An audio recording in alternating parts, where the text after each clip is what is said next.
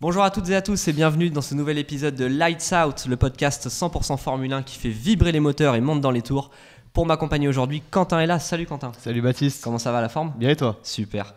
Aujourd'hui dans Lights Out, on se retrouve pour un épisode très spécial, un petit peu différent de ce qu'on vous a proposé jusqu'à présent, avec des débriefs de chaque Grand Prix depuis le début de saison 2025, puisqu'aujourd'hui, Quentin, on va recevoir un invité qui est un personnage très important de la Formule 1 en France. Absolument, c'est l'un des avocats les plus connus du droit du sport. Il accompagne au quotidien notamment Pierre Gasly et Isaac Hadjar, soit deux des trois pilotes français engagés en Formule 1. Et c'est aussi à lui que nous devons le retour du Grand Prix de France au Castellet entre 2018 et 2022. Ce sera sans doute encore grâce à lui si la manche française revient un jour au calendrier. Aujourd'hui dans Lights Out, nous recevons donc Maître Arnaud Péricard. Bonjour à tous les deux, merci de m'accueillir. Merci à vous, merci infiniment d'avoir accepté notre invitation. Donc vous êtes donc avocat en droit du sport, fondateur du cabinet CPC et associés, et vous comptez donc parmi vos clients Pierre Gasly et Isaac Hadjar, pilotes de Formule 1 respectivement chez Alpine et Racing Bulls. On va tout de suite revenir sur votre parcours. Donc vous êtes né le 11 juin 1971 à Saint-Germain-en-Laye dans les Yvelines, où vous avez grandi et fait votre scolarité. Le bac en poche, vous suivez une maîtrise de droit à Nanterre et êtes diplômé de Sciences Po Paris.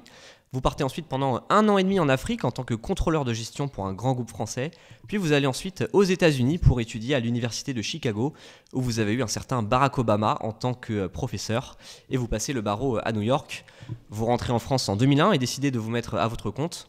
Enfin, en 2005, vous fondez CPC et Associés, un cabinet d'avocats spécialisé en droit des affaires situé à Paris. Vous comptez parmi vos clients des sportifs connus et reconnus comme Adrien Rabiot, footballeur à l'Olympique de Marseille et de l'équipe de France, Tony Yoka, le champion olympique de boxe aux Jeux de Rio 2016, ou encore Victor Wembanyama, le phénomène du basket français qui joue avec les San Antonio Spurs en NBA, mais aussi, donc, on l'a dit, avec Pierre Gasly et Isaac Hadjar, tous deux pilotes de Formule 1. Vous avez donc une très grande expérience du métier d'avocat que vous exercez depuis plus de 25 ans. Et donc, à partir du moment où vous êtes devenu avocat, à quel moment vous avez décidé de vous orienter dans le secteur sportif? Alors, je n'étais absolument pas impliqué dans le secteur sportif au début. Je viens d'une famille où le sport a son importance, puisque j'ai la chance d'avoir un grand-père qui a été un des plus grands joueurs de tennis français dans les années 30, qui s'appelait Henri Cochet, qui a gagné la Coupe Davis, 2 fois Wimbledon, 6 fois Roland-Garros, qui est l'un des plus titrés. Alors, c'était une époque magnifique avec Borotra, Lacoste. Et donc, j'ai toujours baigné dans cet univers-là, mais qui était un univers familial, qui n'était pas un univers professionnel.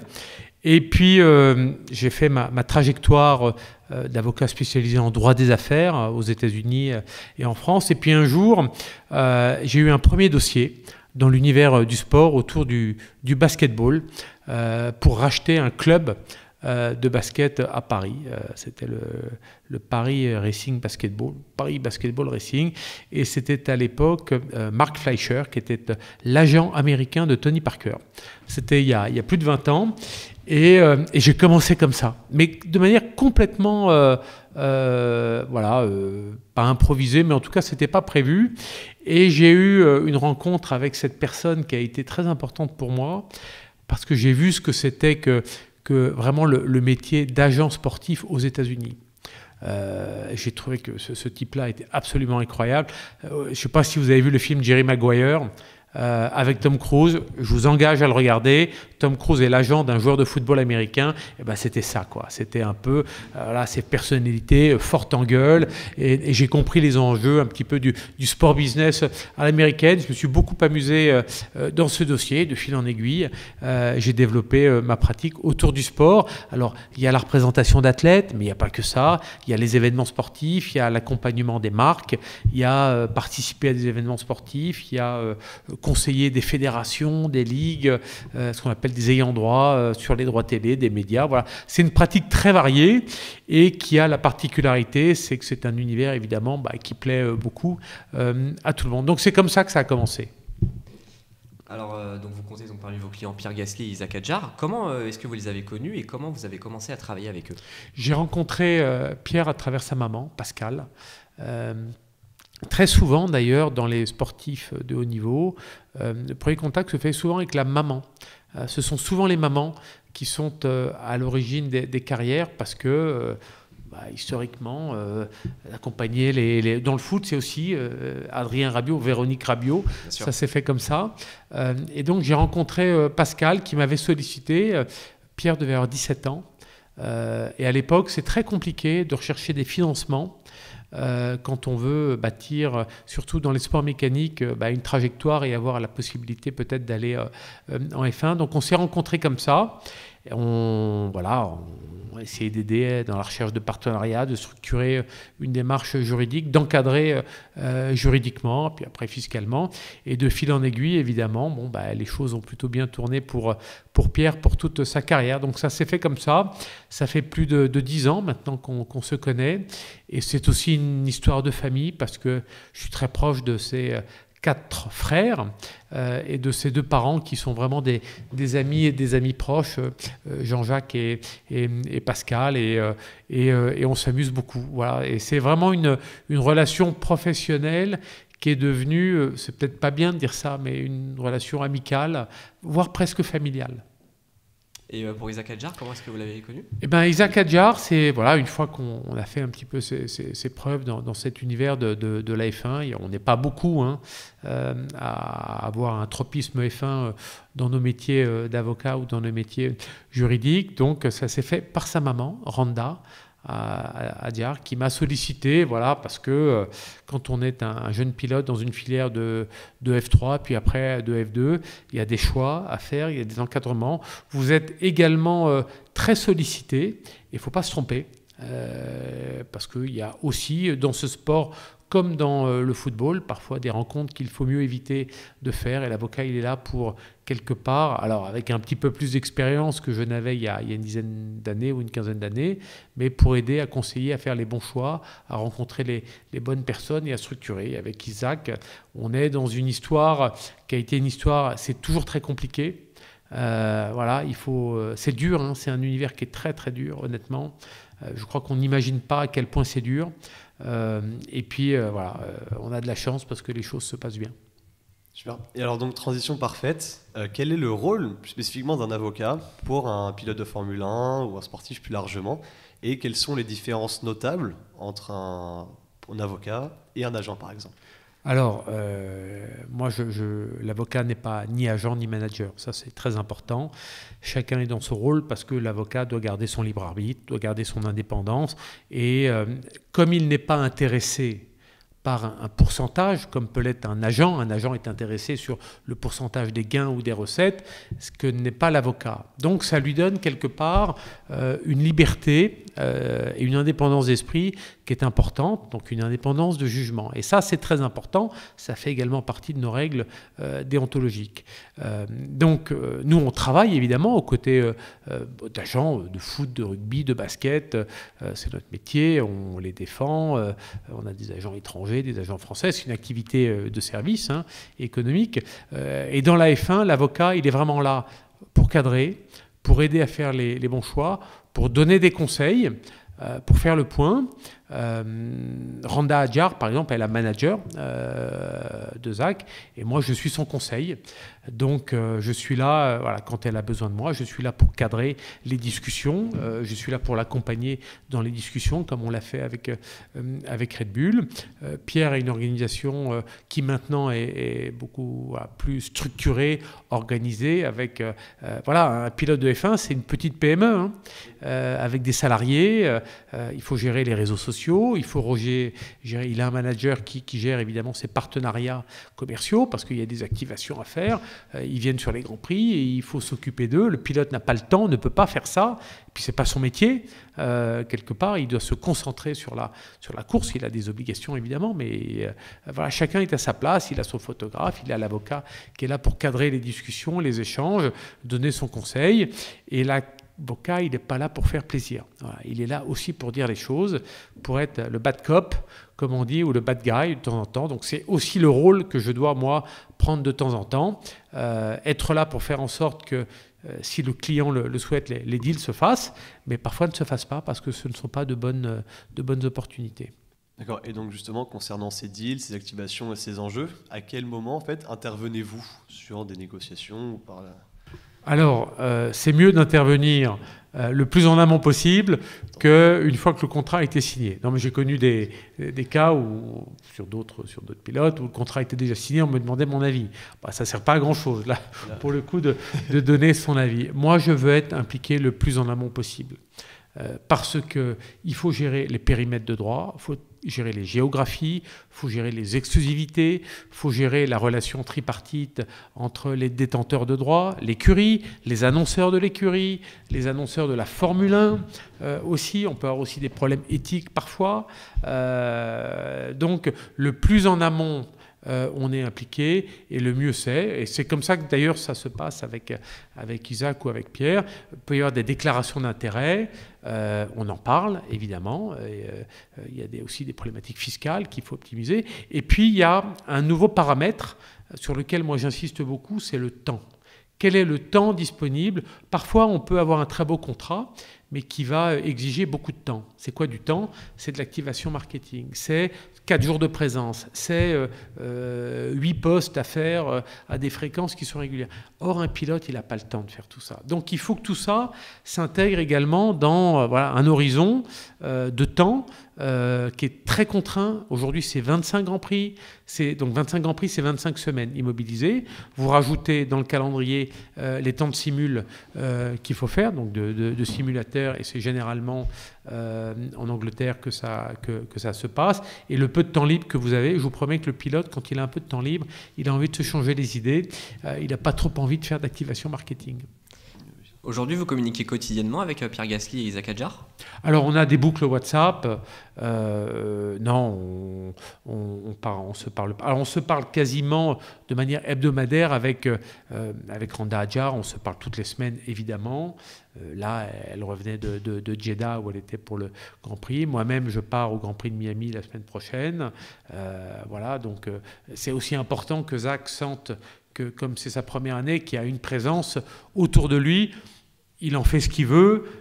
Ils ont des obligations avec l'écurie qui font qu'ils ont de toutes les manières peu de temps disponible, mais on est là au cas où. C'est aussi important de sentir ça. Avec Pierre, maintenant, Pierre, c'est un grand garçon maintenant.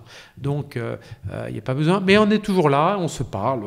On va s'appeler, on va débriefer du match du PSG parce que c'est un grand fan du PSG. On va débriefer d'autres trucs. Il est actionnaire du FC Versailles. Bon, voilà, dans les Yvelines du FC Versailles, on connaît un peu, on en parle. Et quand il y a des grands sujets ou des arbitrages à faire, moi, j'essaye vraiment aujourd'hui de l'importuner le moins possible. On gère ça en équipe entre nous. On est une équipe de plusieurs personnes. Il y a son frère, notamment Paul, qui est là. Donc, on se parle toutes les semaines, en tout cas. Alors, Pierre Gasly et Isaac Hadjar, ils ont un point commun, c'est qu'ils ont débuté tous les deux leur carrière en F1 avec Toro Rosso et Racing Bulls. Et ils sont donc tous les deux issus de l'académie de pilotes Red Bull, dirigée par Helmut Marko, dont on connaît bien son intransigeance absolue vis-à-vis de ses pilotes. Est-ce que vous avez été directement en contact avec lui au moment de négocier les contrats de Pierre et d'Isaac?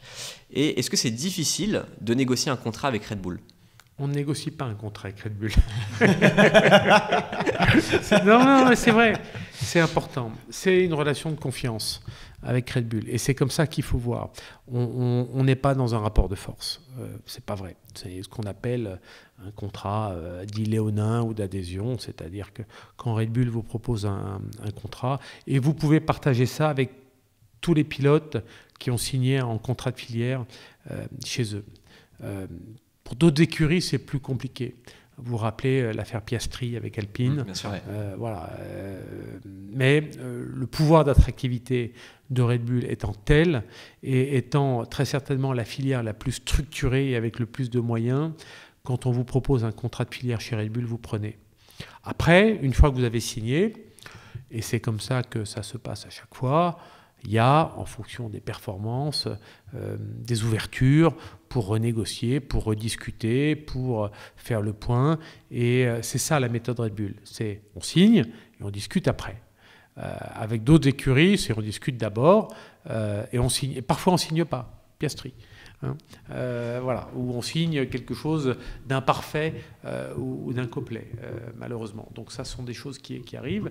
Donc Helmut Marko, pour Pierre, voilà, il l'a mis à l'épreuve. Mais je pense que la trajectoire que Pierre a vécu il a été très, très, très heureux chez Toro Rosso. C'est une écurie extraordinaire. Quand on est jeune, quand on est rookie, il y a un soin.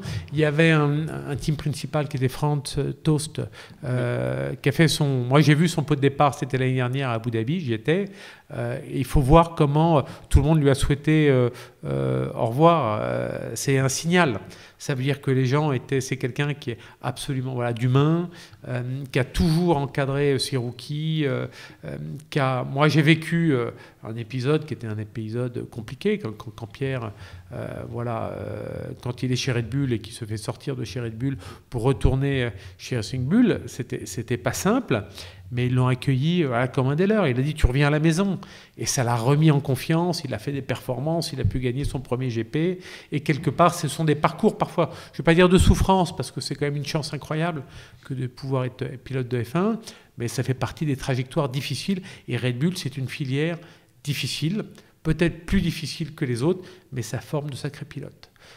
Et pour Isaac, c'était un petit peu différent parce que depuis le départ, Helmut avait Isaac dans le collimateur, c'est-à-dire qu'il a reconnu très tôt qu'il avait des capacités et il teste. Helmut, Marco, il teste. Il l'a mis l'année dernière chez Campos, qui n'était peut-être pas la meilleure des écuries de F2, mais il s'est dit, avec une écurie comme celle-ci, qui n'est pas dans le top 3, top 4, on va voir ce qu'il sait faire. Il a failli être champion du monde. Et oui, il a joué le titre. Ça s'est joué à pas grand-chose avec problème de fiabilité. Malgré les manques d'optimisation. Exactement.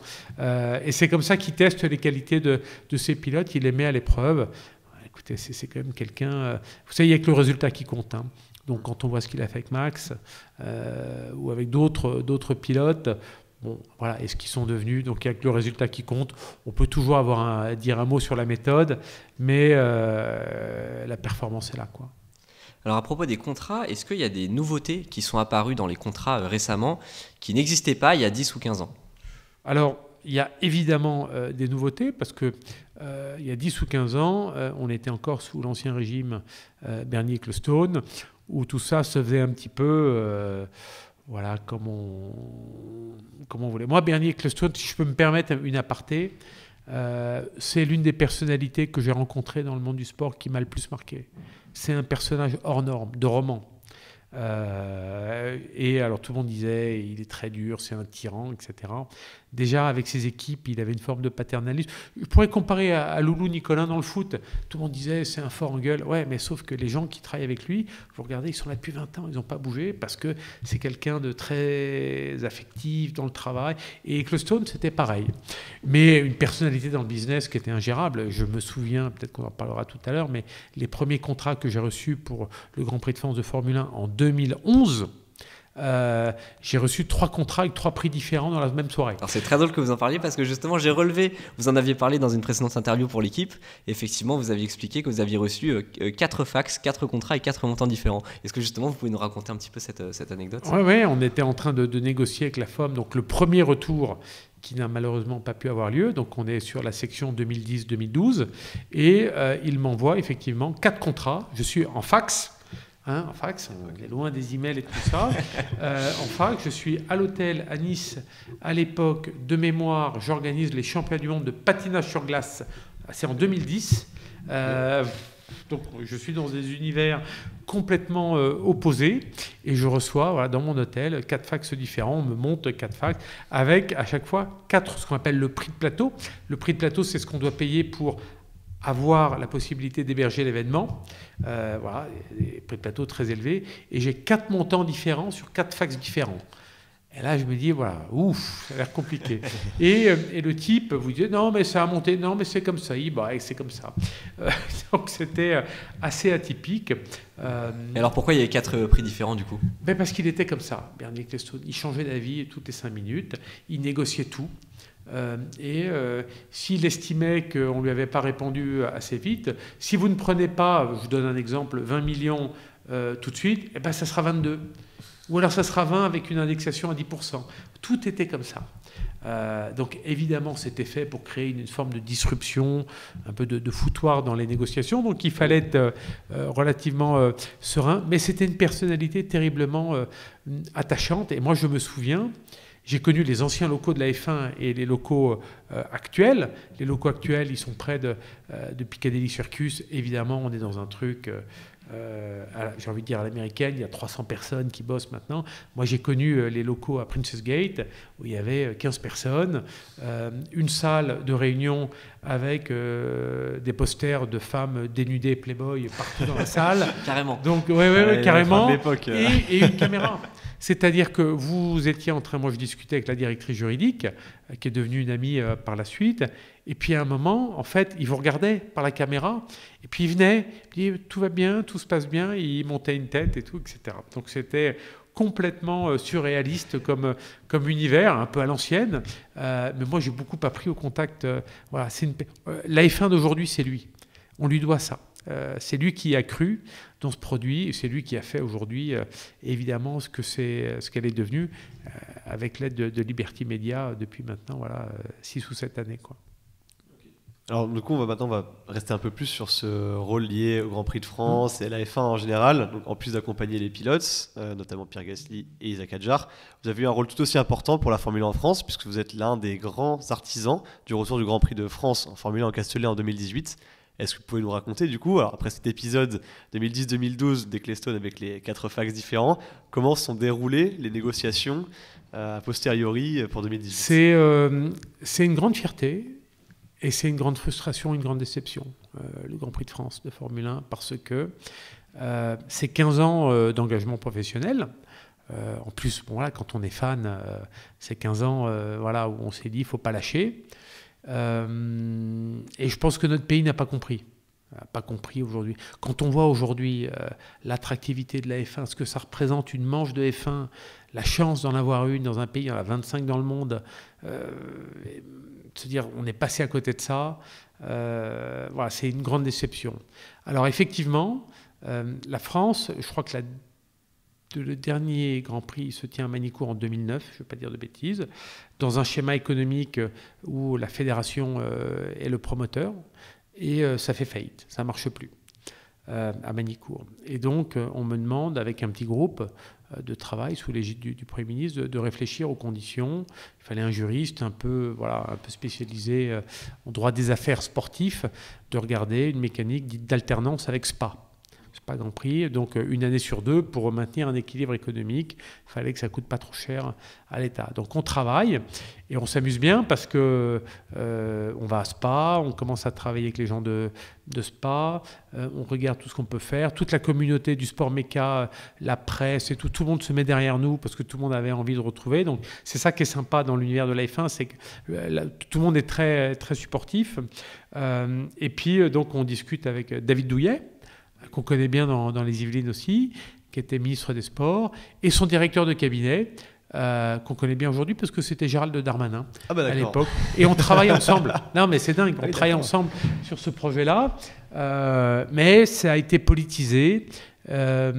François Hollande gagne. Je n'en fais pas un sujet politique, mais je vais vous donner l'illustration de ce qu'il ne faut pas faire. Il ne faut jamais politiser un dossier sportif parce que vous le tuez. Et il y a un lobbying très fort de Manicourt, que je comprends et c'est normal, ils sont dans la compète, qui dit mais nous on ne veut pas que ce soit au Castellet, on veut que ce soit à Manicourt. Et donc avec l'arrivée de François Hollande, la nouvelle ministre des Sports, Valérie Forneron, dit non, on reprend tout ça à zéro. Le GIP, donc le groupement d'intérêt public qui avait été créé, les premières discussions avec Ecclestone, donc les fameux 4 Grands Prix, les 4 contrats que j'ai dans la même soirée, on remet tout ça à zéro. Et on refait un appel d'offres, on regarde entre Manicourt, truc. En fait, on enterre le truc. Et ça ne se fait pas parce que l'État refuse de donner sa garantie. Garantie que l'État va donner Coupe du Monde de rugby, dans les JO, etc. Mais pour la F1, quelque part, on se dit que ce n'est pas forcément un sport qu'on a envie d'aider. Et entre 2012 et 2016, avec Stéphane Clerc, qui est le patron du circuit du Castellet, avec quelques élus locaux, avec Éric Boulier, qui est le patron de Lotus Renault et qui devient patron de McLaren après, on essaye de voir s'il n'y a pas une opportunité. Eric nous invite, je me souviens, je suis allé, est-ce que c'est pas en 2015 ou en 2014, c'est la victoire de Raikkonen au Grand Prix d'Abu Dhabi avec Lotus Renault, donc il gagne. On voit Ecclestone, on discute avec Alain Prost qui porte la candidature. Donc on est pendant 4 années où on essaye de travailler avec Alain, avec le circuit, pour voir comment on peut trouver. Sauf que comme on a planté la F1 en 2012, et que Stone il lui dit vous êtes gentil, mais c'est pas pour me replanter. Et en 2016, il se passe un truc, c'est que Éric Boulier nous dit il y a peut-être une opportunité, le Grand Prix d'Allemagne à Hockenheim va sortir, et il y a peut-être une opportunité, il cherche un autre Grand Prix, peut-être que la France peut revenir. Bon, bah, on voit avec les acteurs locaux, le directeur du circuit, Stéphane Clerc, voit avec la région, PACA, avec, donc c'était Christian Estrosi qui était le président, nouveau président, et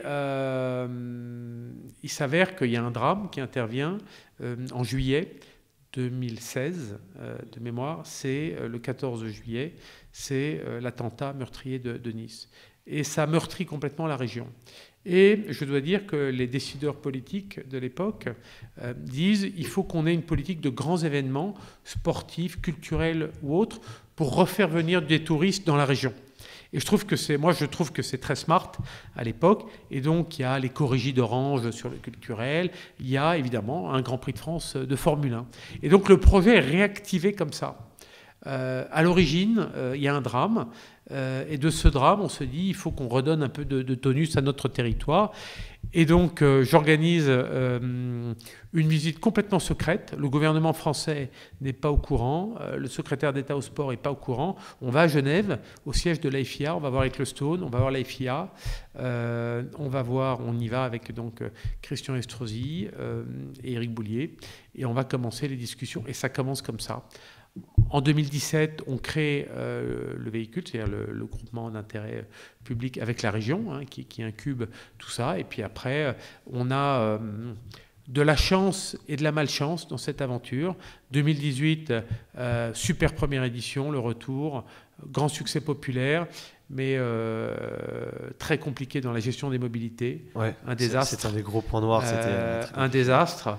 Et 2019, pour la deuxième année, quasiment 50% de fréquentation en moins du fait des mobilités, parce que le plateau de Signes ou le circuit du Castellet, historiquement, c'était un circuit qui était compliqué, alors qu'il y avait tout un schéma qui avait été mis en place. On pourra chercher les responsabilités plus tard, mais voilà, on va dire les pouvoirs publics qui finalement adoptent au dernier moment un autre schéma de mobilité et qui fait que les gens se sont trouvés pendant 3-4 heures. Alors, quand vous êtes fan de F1, vous allez à Spa, vous savez que vous allez faire 4 heures de bouchon. Quand vous allez à Silverstone, vous avez 5 heures de bouchon. Le fan de F1, il intègre. Là, beaucoup de gens se disent, tiens, il y a le Grand Prix dans 1 heure, je vais monter. C'est plus compliqué que ça. Donc, voilà, ça s'est fait comme ça. 2020... 2020 compliqué, Covid, saison annulée. 2021, seul événement sportif avec une bulle de 3 fois 5000 spectateurs qui arrive à voir le jour avec l'accord des pouvoirs publics et l'accord de la F1. On arrive à sauver l'édition, on est encore dans les confinements et tout ça. Et 2022, fin du contrat. C'est pour 5 ans, et là tout fonctionne super, énormément de monde, il y a 80 000 personnes jour, c'est comme un Stade de France sur 3 jours, les mobilités fonctionnent bien, etc. Mais malheureusement le contrat a été terminé parce que on est déjà à l'apogée quelque part un peu du modèle économique Liberty Media. Moi j'ai connu les deux. Et quand on reprend le Grand Prix de France en 2018, dans les analyses spectateurs qu'on a, on est plutôt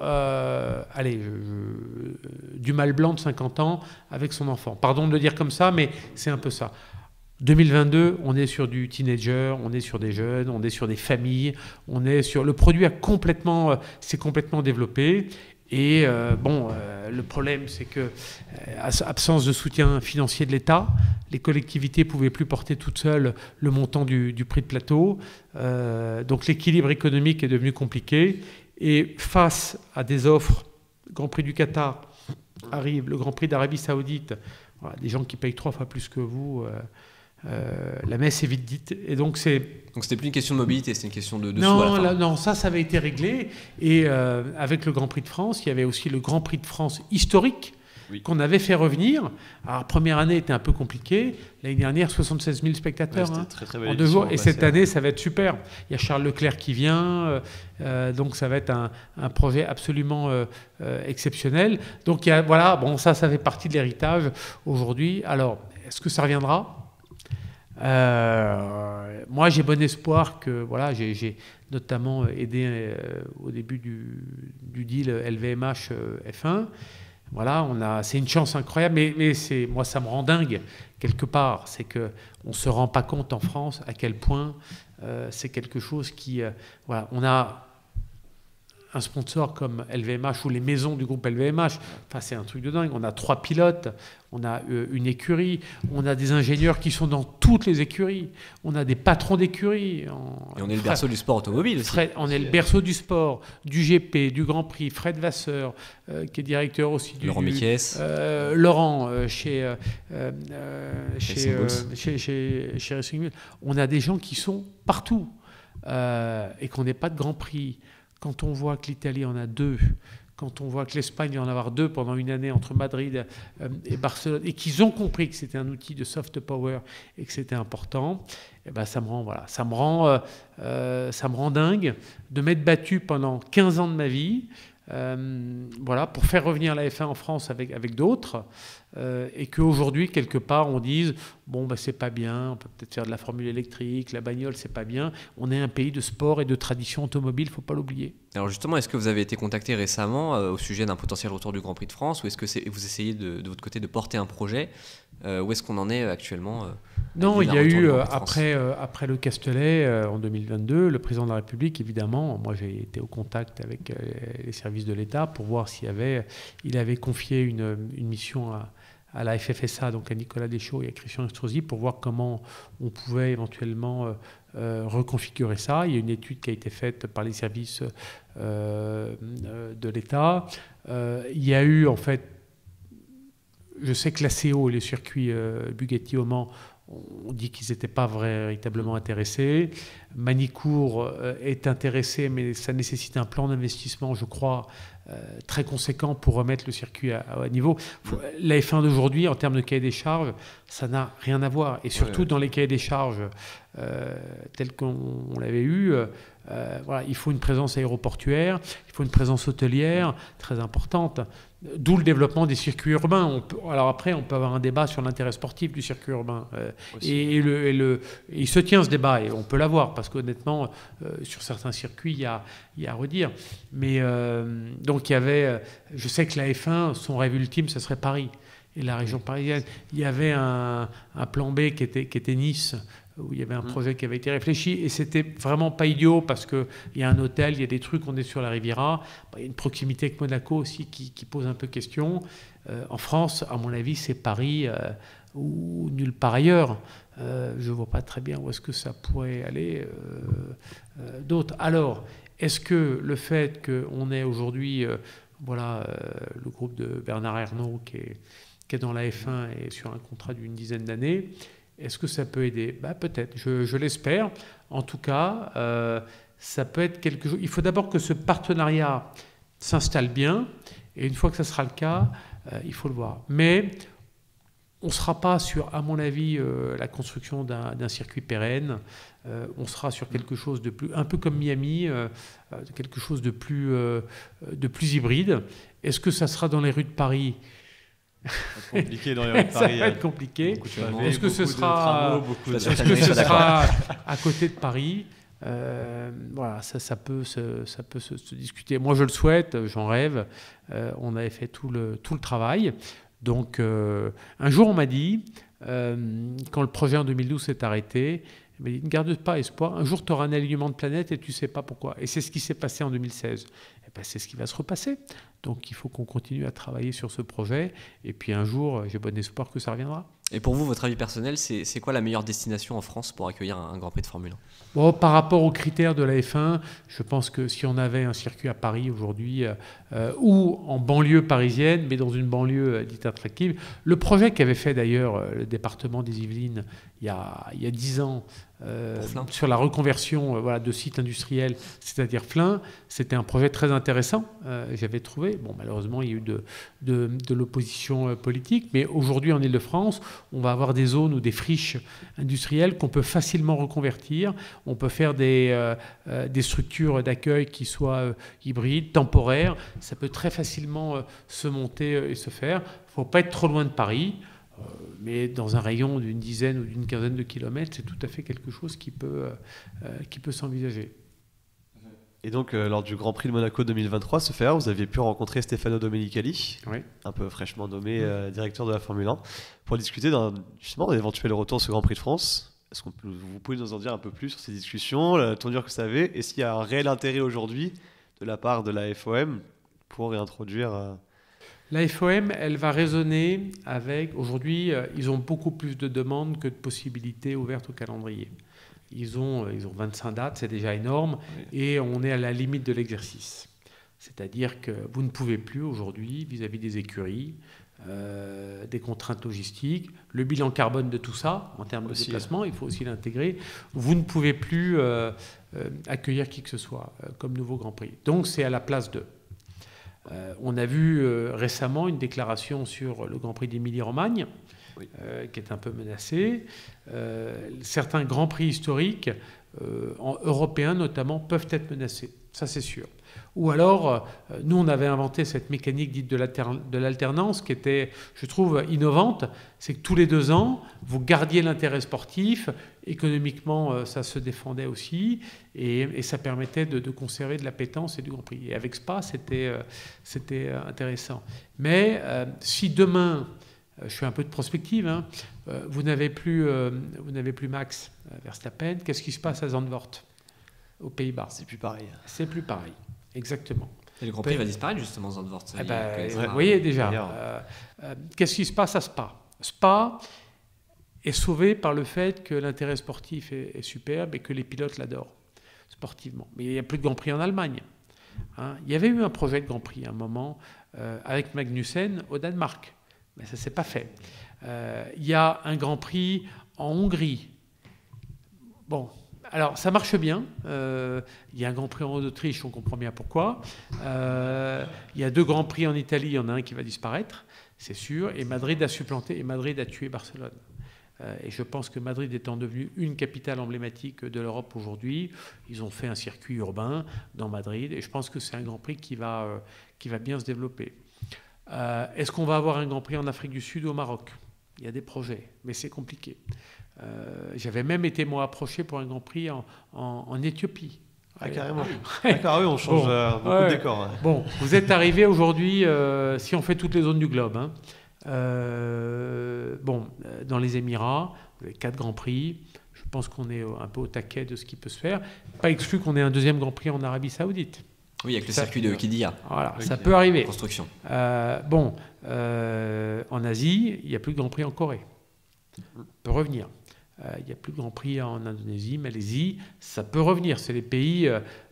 moi, je reviens d'Asie. Il faut voir un peu quand on voit comment les gens dans la rue portent les maillots, les t-shirts des écuries et de la moto. MotoGP, c'est des fans de MotoGP, beaucoup, et de F1. Voilà. Et puis, Asie-Océanie, vous avez un Grand Prix. Après, sur la plateforme nord- et sud-américaine, les économies, je pense, ne sont pas suffisamment matures en Amérique du Sud pour avoir un 2e Grand Prix. L'Argentine n'arrive pas à sortir son 2e projet. Les Chiliens, je ne pense pas que ça les intéresse. Colombie, il y avait eu un moment un projet, ça pourrait éventuellement voir le truc, sauf qu'aujourd'hui, le Grand Prix de Mexico, par exemple, sert de plateforme pour l'ensemble de l'Amérique du Sud. Et vous voyez au Grand Prix de Mexico énormément de Sud-Américains qui viennent pour l'événement. Et puis avec Miami, Las Vegas, Austin et Montréal, je pense que vous êtes un peu au taquet de ce que vous pouvez faire. Donc, il faut prendre de la place aujourd'hui. Et prendre de la place, soit vous le faites en alternance, soit vous prenez la place d'un Grand Prix historique européen. Est-ce que vous avez une anecdote un peu folle à nous raconter sur tout ce qui vous arrive, sur ce qui vous est arrivé dans l'univers de la F1? J'en ai plein. Vous voulez choisir? Non, surprenez-nous. Moi, l'organisation du Grand Prix de France, c'était quand même assez épique parce que nous, avec mes équipes, moi j'avais quasiment 4 ou 5 avocats à plein temps. Hein. Oui, parce qu'il y a plein de trucs à faire. Je me souviens de la veille du début des essais, je ne sais plus en quelle audition, on avait une problématique d'assurance sur le circuit. Ok. Je vais vous expliquer pourquoi. La veille des essais. Ouais, la Ah veille oui. des essais. Quand même, un C'est peu tard. juste Non, et la F1 a failli annuler. Ah, carrément. Ouais, l'édition, en disant- le jour J pour se dire d'accord, disant, mais il Wow. n'y aura pas d'essai demain. Je vous explique pourquoi. Parce qu'on avait le survol de la patrouille de France. Et que la patrouille de France, en fait, c'est une émanation de l'armée de l'air. Oui. Et en France, l'État, et donc l'armée, est son propre assureur. Et vous ne pouvez pas assurer par un assureur privé, un AXA, une manifestation militaire. Et donc, aller expliquer à des anglo-saxons qu'on ne peut pas avoir d'assurance parce que l'État est son propre assureur et s'assure lui-même, eh ben, c'était compliqué. Je vous promets que ça a été... on avait fait, je me souviens, il y avait eu un commandant de l'armée de l'air qui essayait d'expliquer dans un anglais assez approximatif aux autorités de la F1, donc aux juristes de la F1, mais vous voyez la rigidité un peu du juriste à l'anglaise qui était là. Donc ça a été très compliqué. Et je me souviens aussi d'autres anecdotes. On en rigole aujourd'hui avec les services marketing de la F1, puisque on n'avait pas le droit de vendre des loges à des partenaires qui étaient des partenaires concurrents, des partenaires de la F1. Et pour une année, on avait installé dans le paddock un double terrain de pétanque avec la marque Obut. Et donc, pour donner un coup un peu Frenchy, donc c'est-à-dire que les pilotes, les mécanos, ils arrivaient, il y avait une boulangerie à la française. Et on avait mis aussi des trucs d'odorat pour que ça sente bien le croissant quand ils arrivent le matin. Donc ça sentait bien le croissant. Et à côté, il y avait le terrain de pétanque. Ils nous avaient fait recouvrir, je me souviens, la F1, la marque Obut avec des stickers pour qu'on ne voit pas. Alors que la marque Obut, c'est bon, il n'y a pas de concurrent dans la F1. Et on avait fait l'équivalent d'un Nikki Beach Bar dans le paddock de la F1. Et ce n'était pas la même marque de champagne. Alors les barman passaient leur temps à essayer de se mettre derrière la marque pour qu'on ne voit pas. Carrément.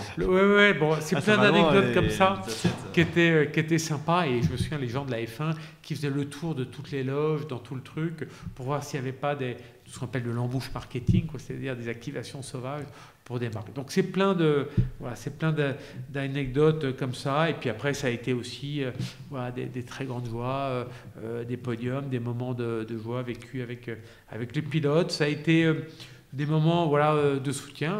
Je pense à ce moment où Pierre... moi, je me souviens très très bien du moment où il m'appelle pour me dire qu'avec Red Bull, l'aventure s'arrête. Et je me souviens qu'à l'époque, c'est lui qui me tempère, parce que moi, j'étais dans une approche un peu vindicative en disant il faut que tu dises ce que tu as sur le cœur, il faut que tu ailles, il faut que tu fasses une presse. Et il me dit non, c'est pas la fin de l'histoire. Donc on sent quand même la maturité chez le pilote, qui est de dire le sang-froid, dire mais non, attends, je vais peut-être aller chez Racing Bull, il y a peut-être une chance. Il y est retourné, chez Toro Rosso, et quelque part il fait une saison après super. Donc il y a plein d'anecdotes comme ça. Ce sont des univers un peu passionnants de tous les grands prix que j'ai fait. Je me souviendrai aussi quand je suis à Abu Dhabi pour voir Bernie Ecclestone avec Alain Prost, et qu'on est dans le bureau de Bernie Ecclestone, et il veut regarder le calendrier des dates disponibles, limite pour vous dire mais vous pouvez venir dans 6 mois, il y a une date de disponible, et il sort un petit bout de papier d'une pochette à la main. On est loin des iPads, des téléphones, et il regarde son truc, il y a une date là, il fait, ah non pardon, ça c'est le planning de mes vacances. Donc il se gourre et puis il dit non, c'est sur un autre truc écrit à la main et tout. Bon, c'était d'un autre temps, mais ça en dit long un peu sur le personnage attachant qu'il était, quoi. Incroyable. Et donc, pour terminer là-dessus, si on peut dire, quel est votre regard d'un point de vue sportif sur ce championnat du monde 2025 ? Et si on peut s'avancer un petit peu, cette année, selon vous, qui pourrait devenir champion ? Alors, la saison est longue, il y a 25 Grands Prix. Bon, il y a un phénomène qui s'impose, évidemment, avec Piastri et McLaren. On a beaucoup de rookies cette année. Beaucoup de rookies parce qu'on est dans la préfiguration de 2026. 2026, c'est presque une remise à zéro générale. Avec les nouveaux blocs, les nouvelles voitures, des rookies donc, qui auront déjà une année d'expérience.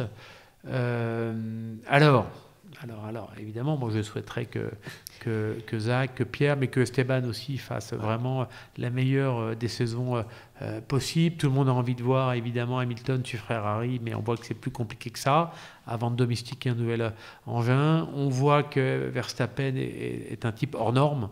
On l'a vu ce week-end. Enfin, c'est ce qu'il fait, c'est avec sa voiture, c'est quand même assez incroyable. Mais on sent qu'on a une écurie qui est au diapason et qui a compris les exigences un petit peu aujourd'hui de la F1 moderne. Et ça me fait d'autant plus rager qu'il y a un peu plus de 2 ans, McLaren et Alpine sont au même niveau. Oui. Alors, est-ce que c'est une saison réussie pour Alpine et une saison ratée pour McLaren à ce moment-là? Mais ils sont au même niveau.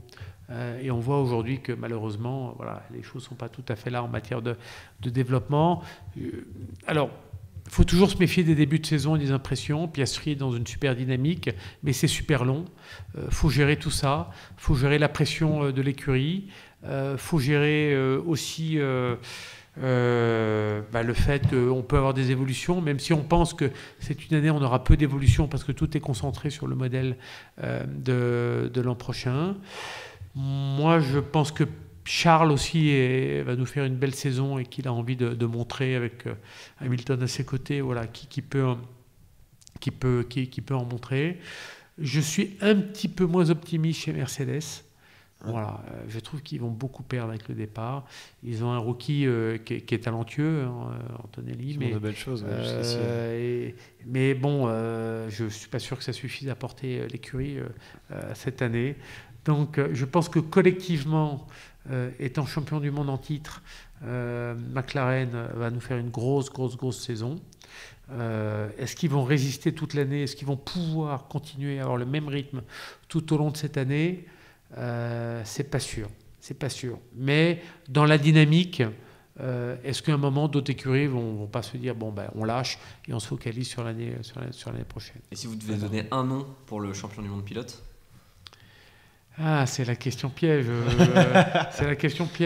On sortira les bandes en décembre.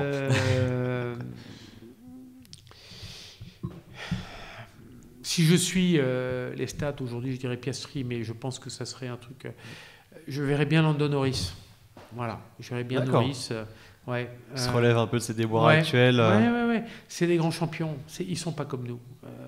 Un pilote de F1, si un jour vous allez dans un paddock, voir comment ça marche, l'intégration des paramètres, la question quand même du choc, de la vie, qu'on peut... Voilà, moi je vois des gens qui se signent avant des courses quand même. Donc il y a une dimension qui est de stress, il faut gérer ça tout au long de la saison.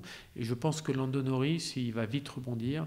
Et pour moi, c'est sur la durée, je pense qu'il a peut-être plus d'atouts parce qu'il a vécu ça l'année dernière. Il a failli l'être l'année dernière et il ne laissera pas passer sa chance cette année. Je peux me tromper. Et on verra ce que la saison nous réservera. Absolument. D'ailleurs, en parlant de Piastri et de McLaren, est-ce que vous auriez une perspective un peu différente? C'est les médias nous apporté sur le cas qu'il a opposé à Alpine, un peu ce contentieux qu'il y a eu à cette époque du changement, parce qu'il y avait apparemment un contrat signé, mais trop tard de la part d'Alpine. Et après, McLaren qui récupère, une bataille juridique, des compensations financières. Mais in concreto, comment on pourrait réexpliquer ça de façon un peu juridique? Alors, j'ai vécu ça à côté, puisque c'est l'année où on signe Pierre chez Alpine. Donc, j'ai vécu ça à côté des équipes juridiques de Alpine et notamment de la nouvelle directrice juridique qui est arrivée, mais le mal était déjà fait, donc elle découvre la situation. Donc c'est un sujet dont j'ai pu m'entretenir avec les équipes d'Alpine pour après. Je pense qu'il y a eu, je l'analyse moi comme un défaut de sécurisation. Je pense que c'est important de sécuriser ces contrats de filière. D'ailleurs, je crois qu'Alpine, après, a refondu quelque part ses contrats de filière et de sécuriser les options, notamment, et les levées d'options, et de le faire. Donc, le formalisme est important. Okay.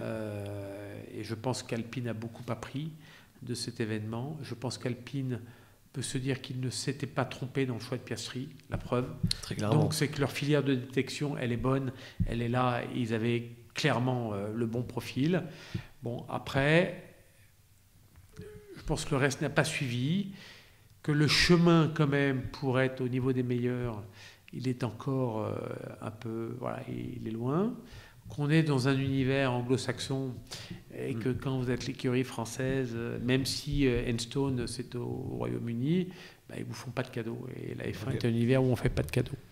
Donc quand on fait pas de cadeaux, eh ben, il faut tout sécuriser et il n'y a pas de place dans la F1 pour l'amateurisme, vraiment pas. Ouais. Quand vous allez visiter une usine de F1, allez à Woking voir McLaren, allez à Enstone, il n'y a pas de place à l'improvisation parce que ça se paye cash tout de suite. Voilà. C'est quand même fou en fait d'une perspective extérieure de se dire justement on sait qu'il n'y a pas assez de place à l'amateurisme, on sait que les profils recrutés à chaque fois c'est des milliers de postulants, des processus de recrutement très très lourds, d'autant plus pour la partie juridique, on sait très importante, et quand même que ces erreurs là, si on peut appeler ça une erreur, puissent arriver, y compris surtout pour des enjeux comme ceci quoi. Ça arrive, voilà, ça arrive, il y a eu un arbitrage d'ailleurs qui a été rendu en défaveur d'Alpine, il y a des choses qui arrivent, parfois ces choses là se gèrent dans le paddock aussi, donc c'est-à-dire qu'il y a voilà, les teams principales parlent entre eux, c'est un micro-univers hein, la F1, voilà, c'est 10 écuries, 20 pilotes, 25 courses, donc tout le monde se voit, tout le monde se connaît, mais c'est chacun pour soi. Toujours, c'est le sport, voilà. À la fin de la journée tout le monde veut gagner. Exactement.